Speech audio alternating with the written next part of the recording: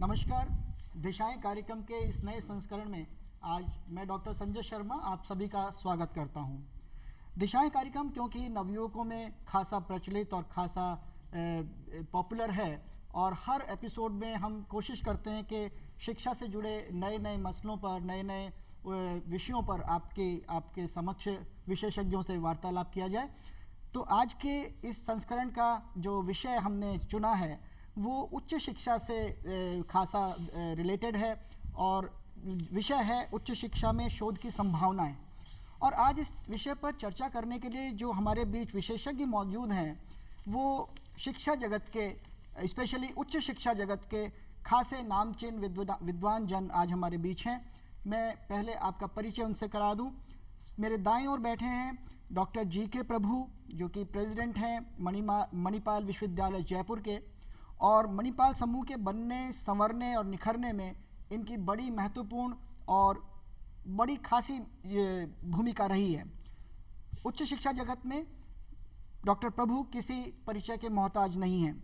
हमारे दूसरे जो आज के विशेषज्ञ हैं वो हैं प्रोफेसर विक्टर गंभीर, जो कि JECRC विश्वविद्यालय के प्रेसिडेंट हैं और शिक्षा में गुणवत्ता के लिए उनको पूरे देश भर में जाना जाता है और एक्रीडिटेशन प्रोसेस के एक्सपर्ट के तौर पे प्रोफेसर विक्टर गंभीर को देश दुनिया में लोग जानते हैं। तीसरे हमारे विशेषज्ञ हैं डॉक्टर महेश बुंदेला जी, जो कि पूर्व में पूर्णिमा यूनिवर्सिटी के डीन रिसर्च रहे और अब इस समय वो वर्तमान में पूर्णिमा कॉलेज ऑफ इंजीनियरिंग के निदेशक पद पर कार्यरत हैं। तो आज के कार्यक्रम की भूमिका बनाने के लिए और शुरू करने के लिए मैं एक संस्कृत सूक्ति से बात शुरू करता हूं और बड़ी ही पॉपुलर सूक्ति है कि ज्ञान विज्ञान विमुक्तये। ज्ञान विज्ञान का अर्थ है कि शिक्षा का संपूर्ण स्वरूप, जिसमें शिक्षा के समस्त तत्वों का समावेश हो और शिक्षा के संपूर्ण स्वरूप को हासिल करने से ही विमुक्ति प्राप्त होती है, मुक्ति प्राप्त होती है, आज़ादी मिलती है। तो जब उच्च शिक्षा के परिप्रेक्ष्य में हम ये बात करते हैं तो क्योंकि राष्ट्रीय शिक्षा नीति बहुत ही विचार विमर्श का आज एक बड़ा विषय है और राष्ट्रीय शिक्षा नीति जब शुरू होती है तो 3 बातें उसमें कही गई हैं मुख्यतया: innovation, skill development and research. और मैं यहीं से अपने कार्यक्रम की शुरुआत करता हूं और पहला प्रश्न मैं लेता हूं और मेरा प्रश्न है डॉक्टर प्रभु से कि डॉक्टर प्रभु, क्योंकि राष्ट्रीय शिक्षा नीति में रिसर्च पे बड़ा जोर दिया गया है, तो मेरा प्रश्न आपसे है कि हायर एजुकेशन इंस्टीट्यूट्स, जो उच्च शिक्षण संस्थान हैं, क्योंकि उसमें जो करिकुलम है वो रोजगारोन्मुख करिकुलम होता है, विषय पढ़ाए जाते हैं, तो रिसर्च का क्या महत्व है, क्या इम्पोर्टेंस है उच्च शिक्षण संस्थान में? ओके, सभी को नमस्कार। हर एक हायर एजुकेशन इंस्टीट्यूशन का एक 2 मेजर ऑब्जेक्टिव्स है। पहला objective we call as dissemination of knowledge. So dissemination knowledge इसमें academics भी कहते हैं, पढ़ाई भी कहते हैं एंड टीचिंग लर्निंग ये पूरा होता है, ये करना चाहिए। दूसरा very important objective is creation of new knowledge. So creation of a new knowledge को हम संशोधन और शोध कार्य बोलते हैं। सो इन माय ओपिनियन ये 2 चीज़, creation as well as dissemination of knowledge, both are important and इसी की तरफ से संशोधन का ज़्यादा महत्व अभी हायर एजुकेशन इंस्टीट्यूशन में हम दे रहे हैं। जी, बहुत अच्छा सर ने बताया कि हायर एजुकेशन में अब शिक्षा के साथ शोध को समावेशित करके अब आगे बढ़ने का एक नया नवाचार हम लोग कर रहे हैं और उसके अच्छे प्रभाव भी देख रहे हैं। मेरा अगला प्रश्न है प्रोफेसर विक्टर गंभीर साहब से, क्योंकि विक्टर गंभीर साहब शिक्षा में गुणवत्ता के विशेषज्ञ जाने जाते हैं। तो मेरा प्रश्न है प्रोफेसर गंभीर के, क्योंकि रैंकिंग सिस्टम्स में अब रिसर्च को ज़्यादा वेटेज दिया जाने लगा है, शोध के मार्क्स ज़्यादा हैं, शोध को वेटेज ज़्यादा है, तो क्या हम ऐसा तो नहीं है कि हम शिक्षा देने का पर्पस कहीं डाइल्यूट हो रहा है, कहीं कम हो रहा है और शोध की तरफ ही सब दौड़ने लगे हैं? सभी को नमस्कार। जैसा कि आपने चर्चा की कि रैंकिंग में या एक्रेडिटेशन में रिसर्च की वेटेज जो है वो बढ़ी है। नैक लगभग 1994 से हमारे यहाँ प्रचलित है। एक्रेडिटेशन एंड असेसमेंट काउंसिल जो है, इसका जब से ये रेटिंग सिस्टम बनाया गया था तो उसमें 1000 के स्केल पे 250 मार्क्स रिसर्च के हैं जो सबसे ज़्यादा हैं। टीचिंग लर्निंग प्रोसेस दूसरे नंबर पर आता है, 150 अंक हैं उसके। और 2016 से नेशनल इंस्टीट्यूशन रैंकिंग फ्रेमवर्क का शुरुआत किया गया, जिसमें इंस्टीट्यूशंस को रैंक किया जाता है based upon their comparative performance. तो उसके अंदर ये जो रिसर्च का वेटेज है वो 30% है। तो इस अगर बात करें हम लोग 100 मार्क्स के ऊपर 30% की वेटेज रिसर्च की आती है। लेकिन जैसे प्रोफेसर प्रभु ने कहा कि डिसेमिनेशन ऑफ नॉलेज और क्रिएशन ऑफ नॉलेज, ये दोनों किसी भी उच्च शिक्षा संस्थान में दोनों का होना साइमल्टेनियसली मैंडेटरी है। दोनों का एक ही सिक्के के दो पहलू हैं। अगर आप नई शिक्षा, नया ज्ञान अगर आप बनाते नहीं हैं तो जो पुराना ज्ञान है वो धीरे धीरे ऑब्सोलीट होता जाता है। और अगर आपने देखा होगा, जैसे टेक्नोलॉजी के बारे में हम लोग बोलते हैं कि हर दूसरे तीसरे वर्ष में टेक्नोलॉजी के ऐसे नए आयाम आ जाते हैं और पुरानी जो टेक्नोलॉजी है वो लगभग टोटली ऑब्सोलीट हो जाती है। तो नया जो टेक्नोलॉजी को डेवलप करना, नया ज्ञान जो है अर्जित, नया ज्ञान बनाना, ये primarily institutions, higher education institution की ही जिम्मेवारी है। जी, बहुत ठीक कहा प्रोफेसर गंभीर ने कि शिक्षा और शोध दोनों एक ही सिक्के के दो पहलू हैं। नई शिक्षा अगर हमें लानी है तो निरंतर शोध करते रहना भी आवश्यक है। इसी कड़ी में जब बात चलती है उच्च शिक्षण संस्थान में, तो तीन अलग अलग स्तर पे पढ़ाई होती है। स्नातक स्तर पे होती है, स्नातकोत्तर स्तर पे होती है और फिर शोध की बात होती है, पीएचडी की बात होती है। तो मेरा प्रश्न डॉक्टर बुंदेला से है कि क्या हायर एजुकेशन इंस्टीट्यूट्स में जो स्नातक स्तर के छात्र हैं, अंडर ग्रेजुएट स्टूडेंट्स हैं, क्या उनको भी रिसर्च में जाना चाहिए? उनके लिए रिसर्च किस तरह उपयोगी है? नमस्कार। मैं ये कहूँगा कि अब के समय में, पहले ये ज़रूरत नहीं थी। पहले तो हम लोग यदि नॉलेज हमारे पास होता था तो हमें जॉब मिल जाता था।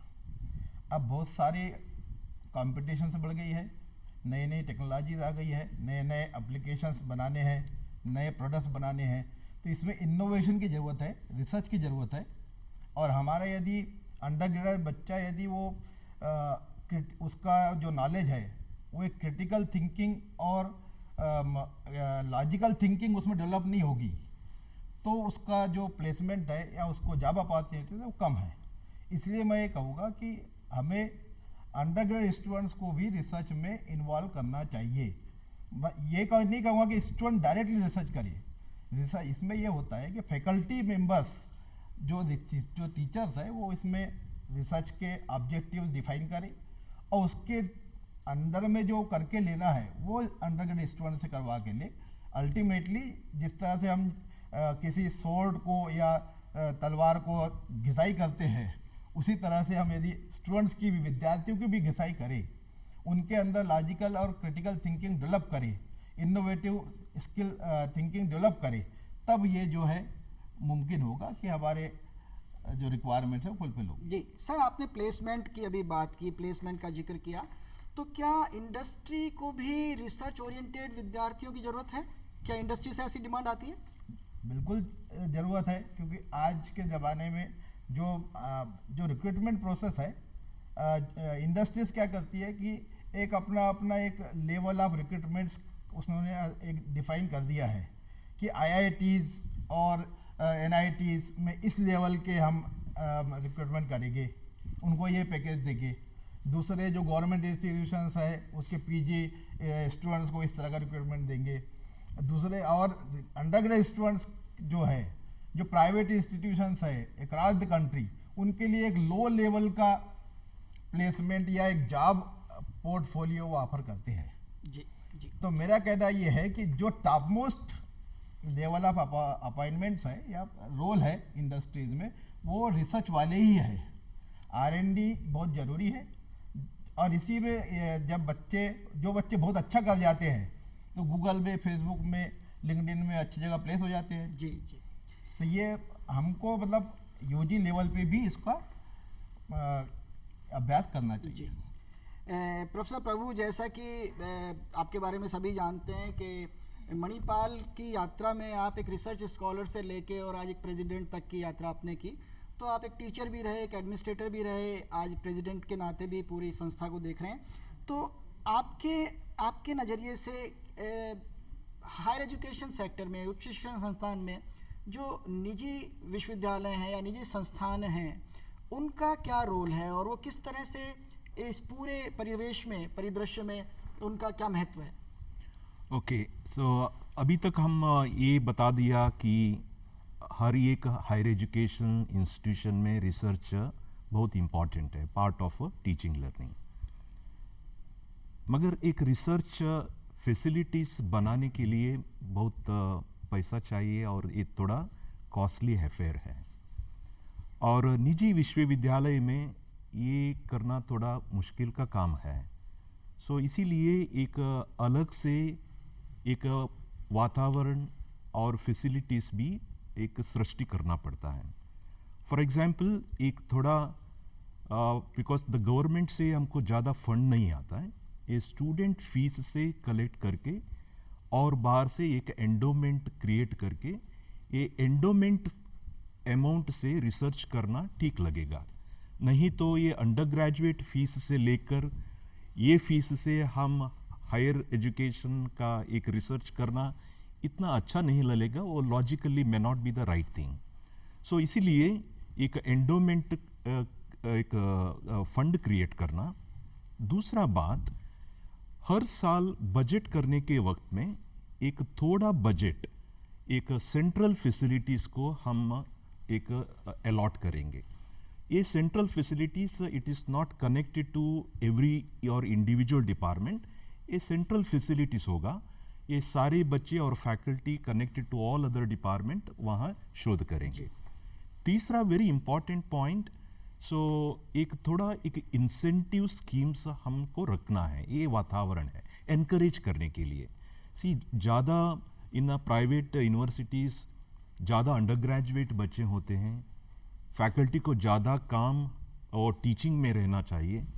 सो इसी के साथ वो PhD और कुछ रिसर्च करने के लिए थोड़ा इंसेंटिव स्कीम्स हमको सर, रखना बड़ी है। अच्छी बात आपने कही कि इंसेंटिव स्कीम शुरू करनी चाहिए, पर यहाँ एक प्रश्न और भी है कि अगर हम मेरा गंभीर साहब से ये प्रश्न है कि क्या टीचर्स को हम रिसर्च के लिए जब मोटिवेट करें तो क्या ऐसा तो नहीं होगा कि वो टीचिंग का पर्पज कहीं हमारा डिफीट हो जाएगा, या सिर्फ रिसर्च में ही वो टीचर सब लग जाएंगे, तो ओवरऑल टीचिंग का सिनेरियो कैसे प्रभावित होगा, और इंसेंटिव स्कीम किस तरह से प्रभावी रूप से कारगर हो सकती है? तो इस विषय को मैं ऐतिहासिक रूप से और अभी जो प्रेजेंट पॉलिसी है उस रूप से एक बार रिविजिट करना चाहूँगा। AICT ने वर्ष 1990 में एक नॉर्म्स बनाए थे, एक उनकी बुक पब्लिश हुई थी, आजकल वो प्रचलन में नहीं है। उसमें ये था कि टीचर अपना समय कैसे डिस्ट्रीब्यूट करे अलग अलग एक्टिविटी को। तो उसके अंदर उन्होंने लिखा था कि एक टीचर को विश्वविद्यालय में एक सप्ताह में 40 घंटे वहाँ पर रहना है, और जैसा कि हम लोग जानते हैं कि एक असिस्टेंट प्रोफेसर का टीचिंग लोड जो है वो 16 घंटे का है, 16 से 18 घंटे एक टीचर को पढ़ाना होता है। तो एक प्रश्न ये आया था कि 16 से 18 घंटे अगर उनको पढ़ाना है और 40 घंटे रहना है तो बाकी समय कैसे कैसे उसका डिस्ट्रीब्यूट किया जाए। तो उसके लिए उन्होंने कहा कि 16 से 18 घंटे जो है वो टीचर क्लासरूम में पढ़ाएगा, उसका 50% समय वो स्टूडेंट ने जो काम किया उसकी इवैल्यूएशन, उसकी असेसमेंट करके उसका फीडबैक देगा। तो ये हो गया 16 और 8 24 घंटे, और बाकी जो 16 घंटे बचे उस 16 घंटे को 1/3 प्रशासन कार्य के रूप में, और उसका 2/3 16 घंटे का वो रिसर्च और एक्सटेंशन के रूप में डिवोट करेगा। तो वहाँ पे एक बहुत प्रश्न उठा था उस समय में कि अगर 40 घंटे अगर इस तरीके से हो गए तो टीचर तैयारी कब करेगा। तो उसका एक रिप्लाई ये आया था कि जो टीचर है वो 24/7 का एम्प्लॉई है और वो तैयारी अपने घर से करके आएगा। तो अगर हम उस मापदंड को मान के चलते हैं तो 16 का 2/3 लगभग 11 घंटे का समय टीचर को शोध कार्य के रूप में अपने उसमें देना है। ये बात 1990 में हुई थी और इसको यूजीसी ने इंडोर्स भी किया था। अभी अगर हम लोग जो राष्ट्रीय शिक्षा नीति 2020 की बात करें तो उसमें भी लगभग इसी मतलब क्वांटिफाई तो नहीं किया गया है, लेकिन इसी इको को वो किया गया है कि आप अनुसंधान, खोज, शोध, ये शिक्षा से अलग इसको किया ही नहीं जा सकता। अगर हम क्लासिफिकेशन को देखें, अब राष्ट्रीय शिक्षा नीति में ये बात कही गई है कि एक जो बहुत बड़ी बात आप लोगों के लिए, स्टूडेंट्स के लिए बहुत इंपॉर्टेंट है कि हिंदुस्तान में आज की डेट में लगभग 1200 यूनिवर्सिटीज़ हैं जो डिग्री अवार्ड करती हैं। 50,000 कॉलेज ऐसे हैं जिनमें से 10,000 कॉलेज हैं ऑटोनमस हैं, लेकिन उनको डिग्री देने का अधिकार नहीं है। और 40,000 कॉलेज वो टोटली, जिनको हम एफिलेटेड कॉलेज बोलते हैं, उनको भी डिग्री देने का अधिकार नहीं है, सिलेबस बनाने का अधिकार भी नहीं है। ऑटोनमस कॉलेज सिलेबस बना सकता है, डिग्री नहीं दे सकता। एफिलेटेड कॉलेज जो है वो सिलेबस भी नहीं बना सकता। तो जबकि अगर हम लोग इसको अगर उसकी बात करें, यूरोप की बात करें, यूएस की बात करें, या जितने भी डेवलप्ड कंट्रीज हैं उनकी बात करें, तो हर संस्थान, हर उच्च शिक्षा संस्थान अपनी डिग्री देता है। तो राष्ट्रीय शिक्षा नीति में ये बात कही गई है कि आने वाले समय में ये जो एफिलेटिंग सिस्टम है इसको 15 साल के अंदर डिसमेंटल कर दिया जाएगा। जो 50,000 कॉलेज हैं इनको, इनमें से चुनिंदा कॉलेजेस को डिग्री देने का अधिकार दे दिया जाएगा। नाम चाहे उनका कॉलेज रहे, लेकिन वो डिग्री अपनी स्वयं देंगे। और जो बाकी यूनिवर्सिटीज़ हैं वो लगभग 2500 यूनिवर्सिटी के बारे में सोचा गया है और उसमें उनको 2 कैटेगरी में डाला गया है, teaching centric university with focus on research and research centric universities with focus on teaching. तो टीचिंग और रिसर्च दोनों को अलग किया ही नहीं जा सकता। तो वो बैलेंस बना के रखना होगा।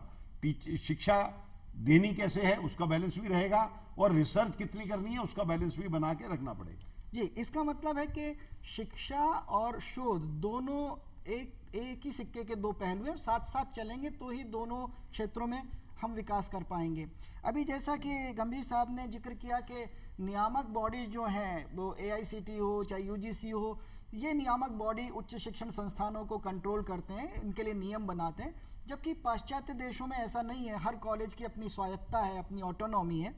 तो मैं इसी पे एक प्रश्न करना चाहूँगा बुंदेला साहब से, डॉक्टर बुंदेला से, कि सर ये जो नियामक बॉडीज़ हैं, चाहे AICTE हो चाहे UGC हो, क्योंकि ये उच्च शिक्षण संस्थान के विषयों को, कोर्सेज को कंट्रोल करते हैं, गवर्न करते हैं, तो आप कैसे देखते हैं कि इनको जब हम फॉलो करते हैं तो कहीं ना कहीं क्या हमें कुछ पॉइंट्स पे कॉम्प्रोमाइज़ करना पड़ता है या इन टोटो हम उसको फॉलो करते हैं तो ज़्यादा उपयोगी रहता है बच्चों के लिए? जहाँ तक कि इंजीनियरिंग एजुकेशन का सवाल है, हमें AICTE को फॉलो करना होता है और AICTE का पिछले काफ़ी वर्षों से काफ़ी इसमें जो IITs के प्रोफेसर्स हैं, NITs के प्रोफेसर्स हैं, बड़े बड़े एक्सपर्ट्स हैं, ये इसमें काफ़ी रिसर्च कर रहे हैं कि इंजीनियरिंग एजुकेशन कैसा होना चाहिए, उसका मॉडल करिकुलम कैसा होना चाहिए, उसका एग्जामिनेशन कैसी तरीके से लेना चाहिए, ताकि हमारे जो रिक्वायरमेंट्स हैं, जिस तरह की स्किल डेवलपमेंट के, जिस तरह के एट्रीब्यूट्स डेवलपमेंट के, वो जो NBA प्रोसेस में उन्होंने डिफाइन भी किया है कि कुछ प्रोग्राम आउटकम्स है, कुछ जिसको पहले वो ग्रेजुएट एट्रीब्यूट्स कहा करते थे, उन्होंने 12 प्रोग्राम आउटकम डिफाइन किए हैं। ये एट्रीब्यूट्स को हम देखा यदि, तो इसमें रिसर्च भी एक बहुत बड़ा कंपोनेंट है जो कि बच्चे में उस तरह की स्किल्स डेवलप होनी चाहिए। तो ये मतलब मैं ये कहूँगा कि हमें AICTE को तो ये फॉलो करना ही पड़ेगा और उसके दिए हुए सारे डायरेक्शन जो है हमें फॉलो करना चाहिए। आज हमारे इस कार्यक्रम में कुछ शोधार्थी, कुछ स्नातक स्तर के छात्र, कुछ स्नातकोत्तर स्तर के छात्र हमारे बीच इस कार्यक्रम के साक्षी हैं और उनको ये अवसर है कि आज वो सीधा विद्वान लोगों से अपने प्रश्नों की, अपनी शंकाओं के समाधान करें। तो मैं आमंत्रित करूंगा कि कुछ छात्र अगर अपना प्रश्न पूछना चाहें तो अपना नाम बताएं पहले और फिर प्रश्न पूछें।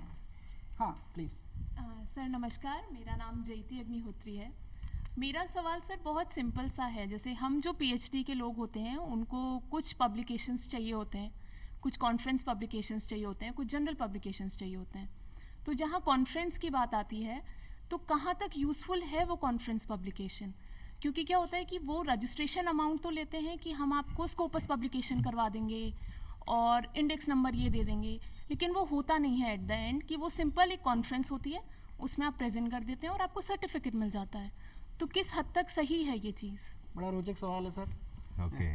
So, Pella, I will give the answer which my PhD guide has given. Okay. Conference presentation एक तरफ से एक आपको एक स्टेज है उधर, वहाँ जाके आप प्रेजेंट किया तो सो थोड़ा इंटरैक्शंस होता है उधर। सो ये इंटरैक्शन से आप थोड़ा एक अच्छे से क्वेश्चंस लेके सो ये काम और ये कॉन्फ्रेंस पेपर को आप थोड़ा दूसरे तरीके से मॉडिफाई करना है। ओके, सो आपको ये कॉन्फ्रेंस स्टेज में आपका ये आइडिया अच्छा है नहीं, और कुछ इंटेलिजेंट क्वेश्चन आने के बाद और ये कॉन्फ्रेंस पेपर को एक थोड़ा मैच्योर करने का एक अवसर मिलता है, नंबर 1। दूसरा, वहाँ बहुत लोगों का एक नेटवर्किंग करना चाहिए कॉन्फ्रेंस जाने के बाद, क्योंकि यही थीम में बहुत लोग, बहुत संशोधक, रिसर्च स्कॉलर भी आते हैं। आप इन्हीं के साथ थोड़ा डिस्कशन करना है। ये 2 एडवांटेज लेके आप वापस लैब आने के बाद थोड़ा और ये काम करके ये कॉन्फ्रेंस पेपर और थोड़ा मैच्योर करके जर्नल पेपर को पब्लिश करना है। सो इसीलिए आपका 2 एडवांटेज होता है कि आपका वर्क थोड़ा एस्टैब्लिश हुआ, okay, that is the confidence you get it, और थोड़ा अच्छा सा सवाल मिलता है। सो संशोधक को आपका एक अच्छा सा सवाल करने का एक अपॉर्चुनिटी आप always you look for it, और करने के बाद एक एडिशनल जर्नल पेपर भरने के बाद वो आपका पीएचडी का थोड़ा एस्टैब्लिश होता है। सर मेरा ख्याल है ये थोड़ा सा एक पक्ष और भी वो पूछना चाह रही हैं कि कॉन्फ्रेंस में जो पेपर प्रेजेंट किया, तो कॉन्फ्रेंस के ब्रोशर में आजकल लिखा होता है कि ये स्कोपस इंडेक्स जर्नल में छपेगा, और वो कई बार ऐसा होता है, कई बार ऐसा नहीं होता है, और क्योंकि प्रेजेंट कर दिया पेपर तो वो आइडिया भी एक तरह से पब्लिक हो गया। तो क्या कॉन्फ्रेंस में पेपर प्रेजेंट करना रिसर्च पब्लिकेशन को सब्स्टिट्यूट करता है? और क्योंकि मार्क्स तो जो मिलते हैं आजकल पीएचडी करने के लिए भी वो भी पब्लिश पेपर पे मिलते हैं, स्कोपस इंडेक्स पेपर हो या एससीआई इंडेक्स पेपर हो, तो उस नज़रिए से क्या कॉन्फ्रेंस में पेपर प्रेजेंट करना लाभकारी होगा? सर ज़रूर, कि हम ये नहीं बोल रहे हैं कि यही पेपर आप जर्नल को बेच दो, ऐसा नहीं है। एक ज़्यादा क्वेश्चंस, एक इंटेलिजेंट क्वेश्चन आने के बाद थोड़ा और एक काम करके वो जर्नल को बेचना है। सी प्रोसीडिंग्स और जर्नल और पब्लिकेशन में क्या होना चाहिए, so it has to be reviewed by peers. Correct. So यही काम में काम करते हैं ना, उसी के साथ तो पीयर्स तो रिव्यू होना ये बहुत ज़रूरी है। ज़्यादा कॉन्फ्रेंस पेपर में रिव्यू नहीं होता है। आप टेक्स्ट बुक्स रीडते हैं, बुक्स भी रिव्यू नहीं होता है। सो रिव्यू होना है बहुत ज़रूरी है। ये ज़्यादा अच्छी सी एक जर्नल पेपर में होता है। इसीलिए हम सादा बच्चों को ये कॉन्फ्रेंस एक इनिशियल स्टेज है।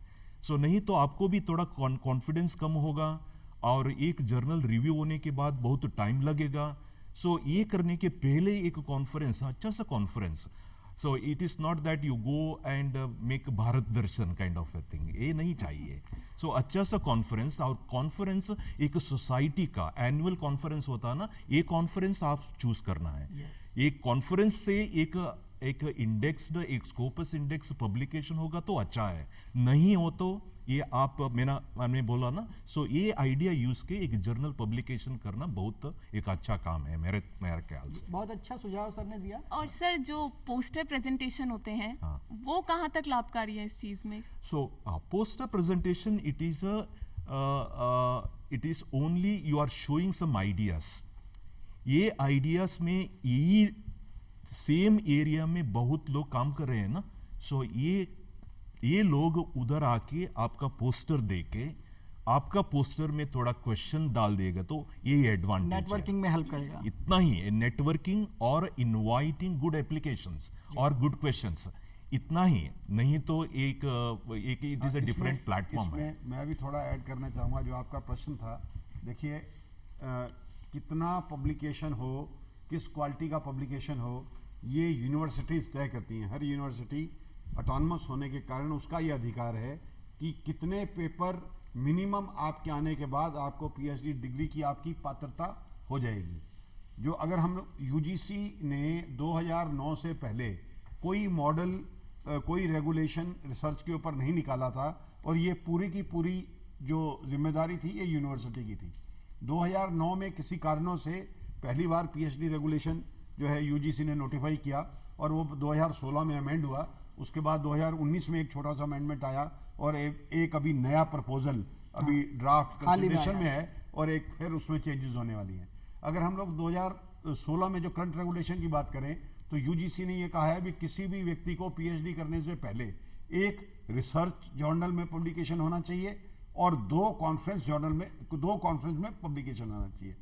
लेकिन अगर हम लोग नैक और एनआरआईएफ की जब बात करते हैं, वो जब यूनिवर्सिटी को असेस करते हैं तो वो क्रेडिट केवल स्कोपस इंडेक्स या web of science index journals को ही देते हैं, कॉन्फ्रेंस को वो उसका बेनिफिट नहीं देते। तो बहुत सारी यूनिवर्सिटीज ने क्या किया है कि कॉन्फ्रेंस वाले पेपर को मान्य नहीं माना जाता, उसको कंसीडर ही नहीं किया जाता। तो मेरा व्यक्तिगत रूप से विचार ये है कि आप अपना जो मुख्य रिसर्च वर्क है वो तो जर्नल में ही करें, और जैसा प्रोफेसर प्रभु ने कहा कि जब आप कॉन्फ्रेंस के लिए जाते हैं तो वहाँ पे उस स्पेसिफिक कम्युनिटी के बहुत सारे लोग आते हैं, सामयिक विषयों पे उस एरिया में क्या चल रहा है उसकी जानकारी आपको मिल जाती है। तो आपकी जो केवल सैटेलाइट इंफॉर्मेशन है, मेन ऑब्जेक्टिव का जो पब्लिकेशन है वो तो आप जर्नल में करें, और जो आपका सैटेलाइट इंफॉर्मेशन है केवल उनको कॉन्फ्रेंस में प्रस्तुत करें, और ज़्यादा रिलाई जो है वो जर्नल पेपर के ऊपर करें। मैं एक शार्ट ऐड करूँगा इसमें, मतलब ये इन शार्ट ये है कि कॉन्फ्रेंस में जो प्रेजेंटेशन होता है प्री मेच्योर वर्क होता है, और प्री मेच्योर वर्क भी बहुत सारे स्मॉल पैकेट्स में आप डिफाइन करके आप प्रेजेंट कर सकते हो, वो क्योंकि बहुत शार्ट पेपर होते हैं। जनरल में matured work, exhaustive work demand होता है। एग्जैक्टली ये डिफरेंस है दोस्तों। अगला प्रश्न। नमस्कार सर, मेरा एक सवाल है। अपना नाम बताइए पहले। मैं सर किरण हूँ, मैं पीएचडी स्कॉलर हूँ मणिपाल यूनिवर्सिटी पे। मेरा सवाल है कि एआईसीटी ने डुअल डिग्री प्रोग्राम इंट्रोड्यूस किया है, आप इसकी पॉसिबिलिटीज़ कहाँ देखते हैं रिसर्च में, स्पेशली रिसर्च के क्या एस्पेक्ट्स हो सकते हैं, प्लीज शेयर करें। ओके, सो ये एक यूजीसी का एक बहुत वेरी इम्पॉर्टेंट डिसीजन है। बहुत यूनिवर्सिटी ने पहले भी एक थोड़ा इसमें एक्सपेरिमेंट किया है, अभी वो रेगुलेटरी का अप्रूवल भी आ रहा है। सो I will see the advantage of this in a different way. See, ज़्यादा का ज़्यादा लोग आज अंडर ग्रेजुएट स्टडी करने, post graduate, if you ask that student आप ये कोर्स में इंटरेस्ट है कि नहीं, आप पूछो, आप आपसे पूछो। बहुत बार ऐसा होता है कि हम पीयर प्रेशर से, बाहर का प्रेशर से, पेरेंट्स का प्रेशर से और प्लेसमेंट होने का प्रेशर्स में कुछ कोर्सेस में हम एनरोल होते हैं, है क्या नहीं? ओके, आपका इंटरेस्ट और पैशन इसमें नहीं है। सो ये कारण आप ये रिसर्च ज़्यादा के वक्त वो पैशन से होता है, आपको इसमें इंटरेस्ट आना चाहिए। सो रूटीन क्लास पढ़ सकते हैं, एग्जाम लिख सकते हैं, बट रिसर्च करने के लिए आपका मन इसमें होना चाहिए। हाँ, अभी देखो एक कोर्स में आप एनरोल हुए हैं, क्यों? इसमें ज़्यादा एम्प्लॉयबिलिटी आपको मिलने का चांसेस है। ओके, एनरोल हो, क्योंकि पढ़ने के बाद आपको कुछ काम चाहिए ना। हाँ, बट आपका इंटरेस्ट थोड़ा अलग है, सो ये आपका एक चांस है। ये एक कोर्स करो, इसमें ज़्यादा एम्प्लॉयबिलिटी मिलेगा, और एक कोर्स आप चूज करो, आपका किस कोर्स में, किस फील्ड में आपका मन है। सो ये कोर्स करने के बाद रिसर्च इसमें करो। सो इसी के बाद हमको एक थोड़ा एम्प्लॉयबिलिटी मिलेगा और आपका पैशन भी पूरा होगा। सो ये एक तरीके से।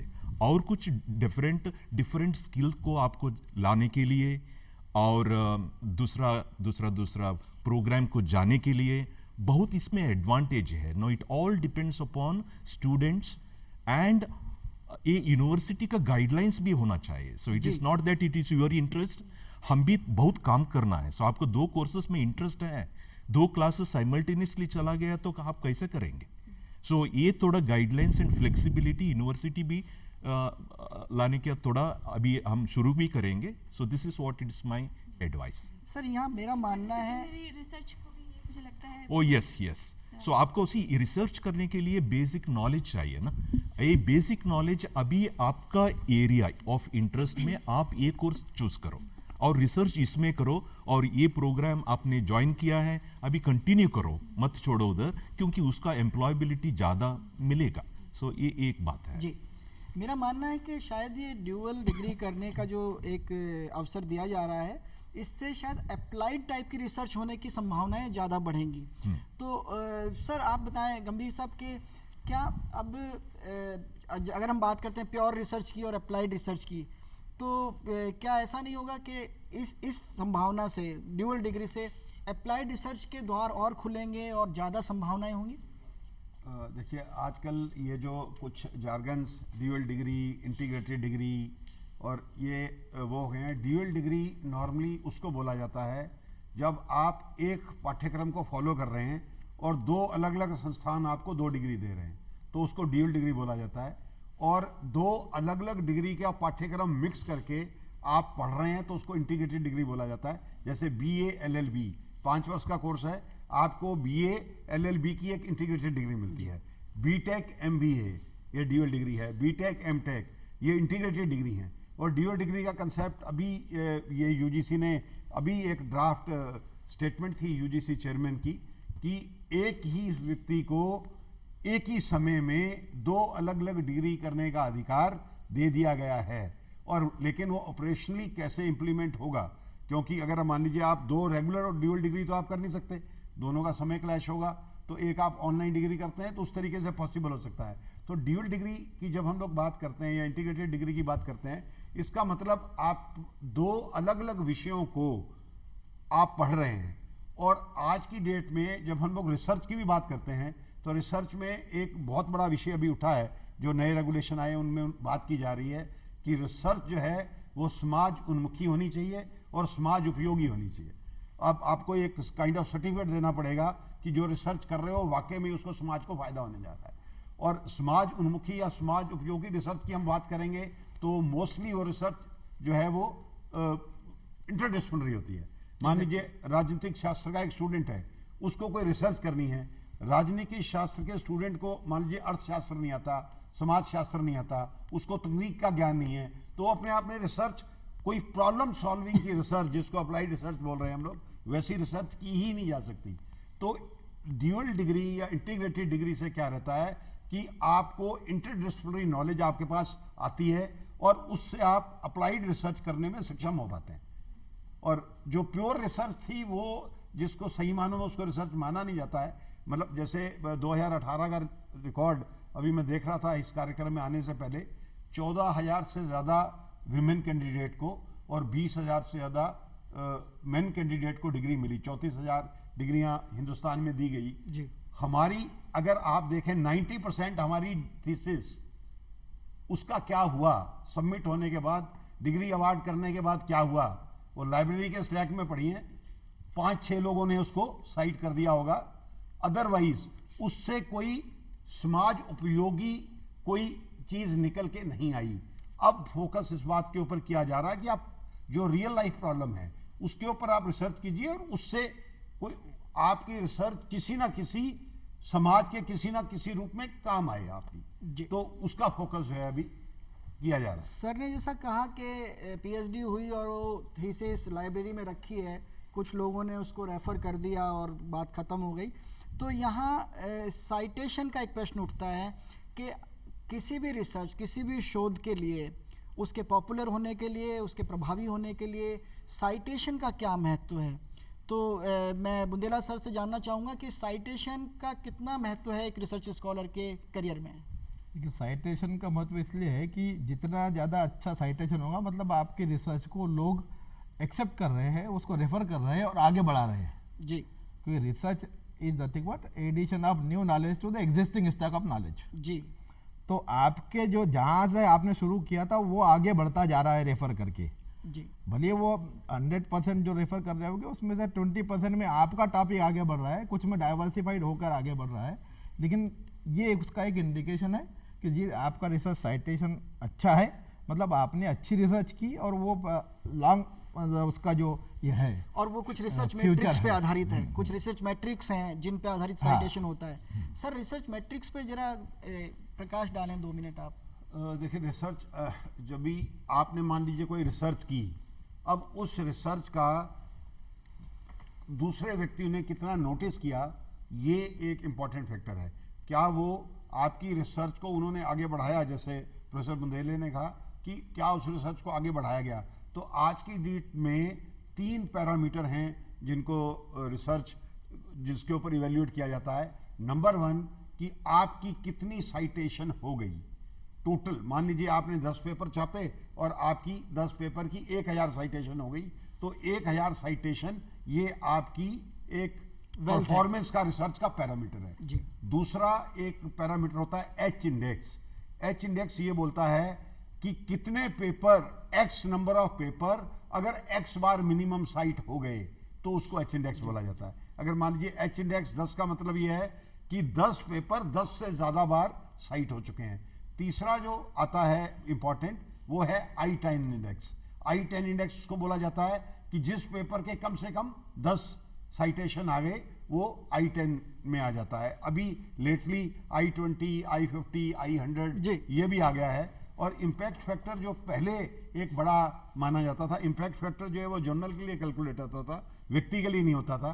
तो इम्पैक्ट फैक्टर को जो है अब उसको थोड़ा बैकसीट पर डाल दिया गया है और citation, total citations, H index और I10 इंडेक्स, इन तीनों को मुख्य रूप से कंसीडर किया जाता है कि किसी व्यक्ति का रिसर्च का लेवल कितना है। बहुत महत्वपूर्ण है आप लोगों की जानकारी। अगला प्रश्न। You today. My name is Malika Dhingra. I'm a PhD research scholar from Manipal University, Jaipur. My question today is related to the word indexing. हम जब बात करते हैं स्कोपस इंडेक्स जर्नल्स की तो एक वर्ड आता है इंडेक्सिंग एंड मैंने बहुत देखा है मेरे कलीग्स को ही एंड इवन मैंने भी एक टाइम ये इशू फेस किया है अबाउट इंडेक्सिंग कि and this issue is facing a lot of scholars are facing this issue nowadays. Like suppose मैंने किसी जर्नल में मैंने I have check the journal on the Scopus database and suppose वो journal पे लिखा है 2012 to present, journal active है, मैंने उस जर्नल में पेपर डाला एंड मेरा एक्सेप्ट हो गया एंड इवन आर्टिकल पब्लिश हो गया। आफ्टर दैट मैं क्या देखती हूँ, इट्स नॉट गेटिंग इंडेक्स्ड, मतलब वो स्कोपस पे आ ही नहीं रहा है। I have worked lot with my research paper और फिर मैंने मेल किया स्कोपस को that my article is not getting indexed and what Scopus is replying me that we cannot help in this matter because the journal is not in Scopus now, but जब मैंने अपना paper किया तब वो Scopus में था और Scopus मेरा आर्टिकल पब्लिश इंडेक्स नहीं कर रहा है, तो नाउ मेरा इतना इंपॉर्टेंट पेपर जिस पे मैंने इतना वर्क किया वो वेस्ट हो गया। तो ऐसी स्थिति में क्या करें? हाँ, ऐसी स्थिति में क्या किया जाए सर? गंभीर साहब, ये कई छात्रों की शिकायत है, मतलब उनकी बिल्कुल पीड़ा है। वाजिब है बिल्कुल। देखिए अभी आज टोटल अगर हम लोग इंडेक्स मींस प्राइवेट रूप से डाटाबेसेस अलग अलग बने हुए हैं। स्कोपस एक डाटाबेस है और प्राइवेटली ओन्ड है। एल्सेवियर एक कंपनी है जो अपने जर्नल निकालती है, उन्हीं का डाटाबेस जो है स्कोपस है। स्कोपस डाटाबेस क्या करता है, ये लोग जर्नल्स को लिस्ट करते हैं अपने डाटाबेस में और उसको लिस्ट करने के कुछ पैरामीटर्स हैं कि उनका पैरामीटर भी आपका क्वालिटी साइटेशन इतने होने चाहिए, आपकी क्वालिटी ऑफ पब्लिकेशन ये होनी चाहिए, आपका पीयर रिव्यू वो ब्लाइंड पीयर रिव्यू है, सिंगल पीयर रिव्यू है, डबल पीयर रिव्यू है। तो क्वालिटी के पैरामीटर के बेस पे स्कोपस एक डाटाबेस ये तय करता है कि ये जर्नल मेरे डाटाबेस में रहेगा या नहीं रहेगा। और आज की डेट में अगर आप स्कोपस की वेबसाइट पे जाएं और नंबर ऑफ जर्नल्स को चेक करें, उनकी संख्या लगभग 38,000 से ज़्यादा है। वर्ष 2009 में जब स्कोपस शब्द बहुत ज़्यादा इंडिया में प्रचलित और पॉपुलर नहीं था, ये इसमें केवल 8000 पेपर ही थे। दूसरा जो पॉपुलर डाटाबेस है वो वेब ऑफ साइंस है।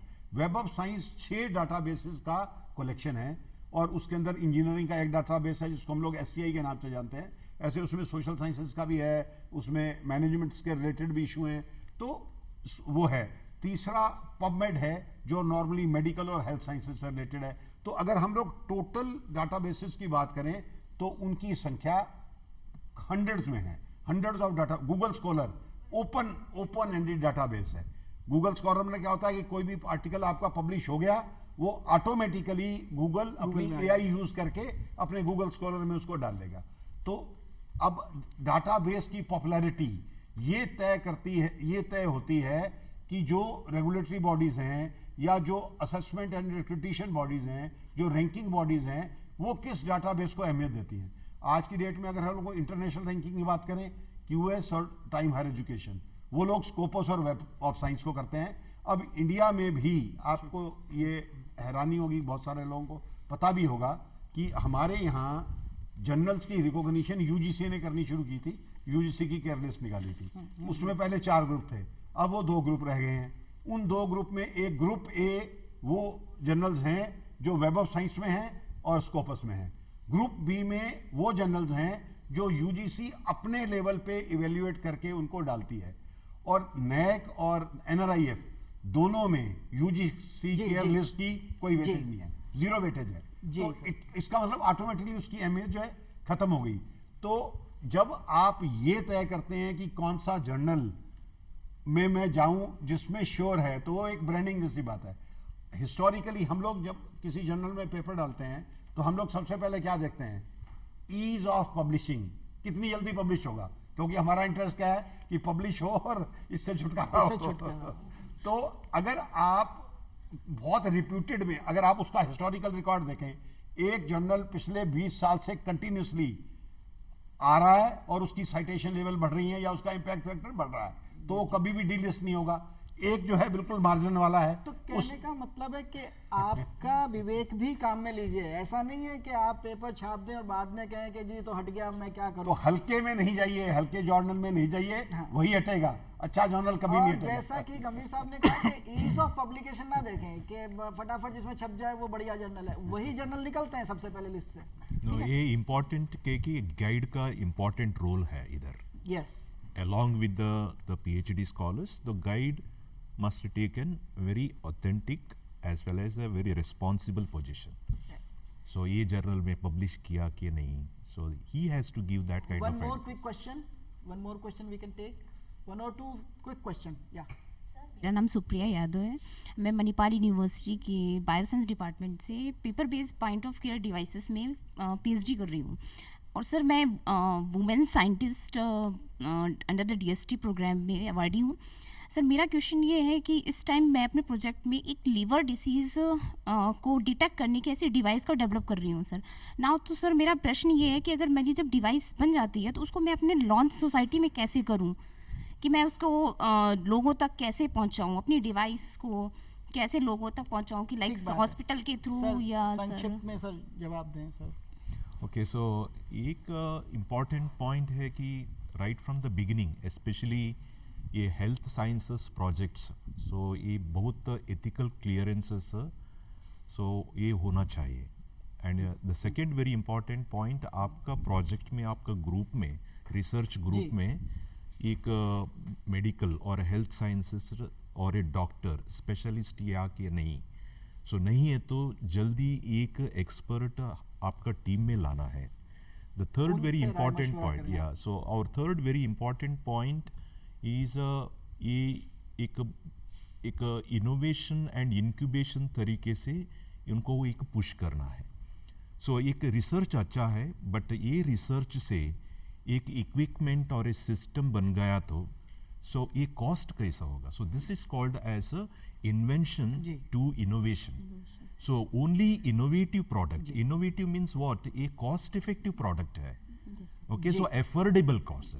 So ये society में affordable होता है कि नहीं, ये एक analysis, market analysis थोड़ा करना ज़रूरी है।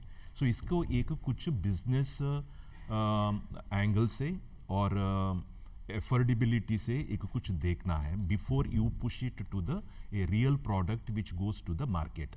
इन्वेंशन से ये चीज इनोवेटिव है क्या जी, नहीं, जी। वो एक करना एक वन प्रोसेस। बिल्कुल। Okay, so तो this the university must support to some extent, but internal passion and other networking support is very very important in it. Sir बहुत ही विस्तृत दरअसल ये शोध का विषय है और इस पे हम घंटों बात कर सकते हैं। समय की सीमा है, इसलिए आज के इस कार्यक्रम को हम अब समापन की तरफ बढ़ा रहे हैं।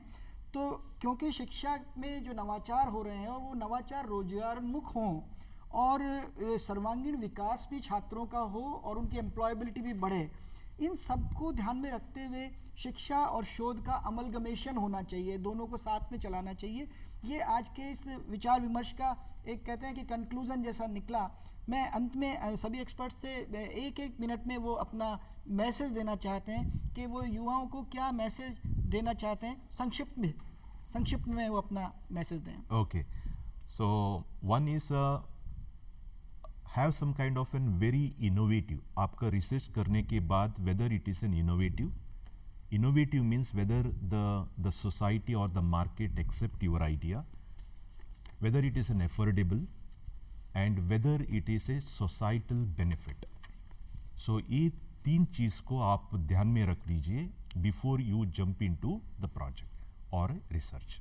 जी बुंदेला सर। हाँ, मैं ये कहना चाहूँगा कि आप लोग जो भी पढ़ रहे हैं इनका प्रैक्टिकल एस्पेक्ट्स जो आपके लेबोरेटरीज है या बियॉन्ड करिकुलम जो आपके टेक्नोलॉजिकल लर्निंग रिक्वायरमेंट्स है, इररिस्पेक्टिव ऑफ द डिसिप्लिन, ये नहीं कि मैं सिविल का हूँ ये नहीं पढ़ूंगा, इररिस्पेक्टिव ऑफ द डिसिप्लिन आपको जो डिमांड में रिक्वायरमेंट्स है, टेक्नोलॉजिकल रिक्वायरमेंट्स है, उनको लर्न करें और उसको विथ पैशन लर्न करके कुछ उसके नए एप्लीकेशंस पे काम करना शुरू करें और इनोवेटिव आइडियाज़ का ये करें। गंभीर साहब। मैं अभी रिसर्च स्कॉलर और बाकी जो स्टूडेंट प्रेजेंट हैं उनके लिए ये संदेश देना चाहूँगा कि किसी भी यूनिवर्सिटी में जब आप कोई भी डिग्री लेके निकलते हैं तो आप में 4 अफर्मेटिव चेंजेस आनी चाहिए।